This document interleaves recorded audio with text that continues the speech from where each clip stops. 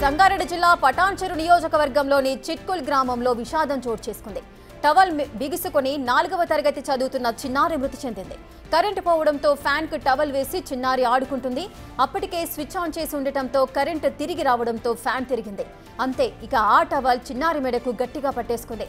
దాంతో సహస్ర మృతి చెందింది.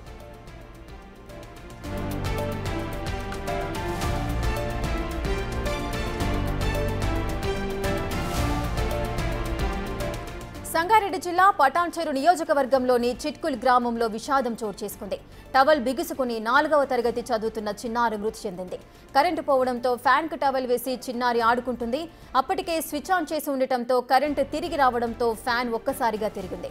ఇక ఆ ఫ్యాన్ తిరగడంతో టవల్ కూడా ఆ ఫ్యాన్ చుట్టూ తిరిగి ఆ చిన్నారి మెడకు గట్టిగా పట్టేసుకుంది. దాంతో సహస్ర మృతి చెందింది. దీనికి సంబంధించిన పూర్తి డీటెయిల్స్ మా ప్రతినిధి దుర్గారెడ్డి అందిస్తారు. దుర్గారెడ్డి, అసలు ఆ పాప చనిపోవడానికి గల కారణాలు కూడా తెలుస్తున్నాయి. మరి ఆ ఫ్యాన్ కి టవల్ అంటే ఫ్యాన్ అంత కిందికి ఆ ఫ్యాన్ వేలాడదీసి ఉందా? అసలు ఏం జరిగింది? ఆ సమయంలో ఆ పాప పేరెంట్స్ ఇంట్లో లేరా? అక్క తమ్ముడు ఇద్దరు, కానీ తమ్ముడు ఆడుకుంటున్న సమయంలో అంతా కూడా కరెంటు పోయింది. అప్పటికే కరెంటు స్విచ్ ఆన్ చేసి ఉంది. నిజంగా ఫ్యాన్ కు వాళ్ళు టవల్ వేసుకొని ఆడుకోవడం జరుగుతుంది.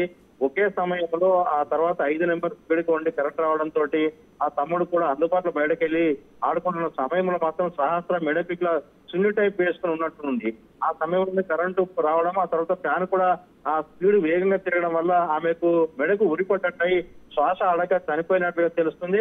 వాస్తవం చూసినట్లయితే ఆ సమయంలో ఇంట్లో తల్లిదండ్రులు కూడా ఎవరు అందుబాటులో లేరని తెలుస్తుంది. వాస్తవంగా నిజంగానే సున్నితో పాటు వాళ్ళు ఆడుకుంటున్న సమయంలో కరెంట్ పోవడంతో ఈ ప్రమాదం జరిగినట్టు తెలుస్తుంది. ఆ తర్వాత కరెంట్ వచ్చే సమయంలో కూడా వాళ్ళకు అంటే నిజంగా ఫ్యాన్ కు మనం స్విచ్ ఆన్ చేస్తుందని కూడా తెలిసే ప్రయత్నం చేయకపోయారు. అంటే వాస్తవానికి ఆ తమ్ముడు గాని అక్క గాని కరెంటు విషయంలో వాళ్ళు ఆ జాగ్రత్త లేకపోవడం, తర్వాత ఫ్యాన్ తిరగడం వల్ల ఒకేసారి ఊపిరి ఆడక క్షణాల్లోనే సహస్ర చనిపోయినట్టు తెలుస్తుంది.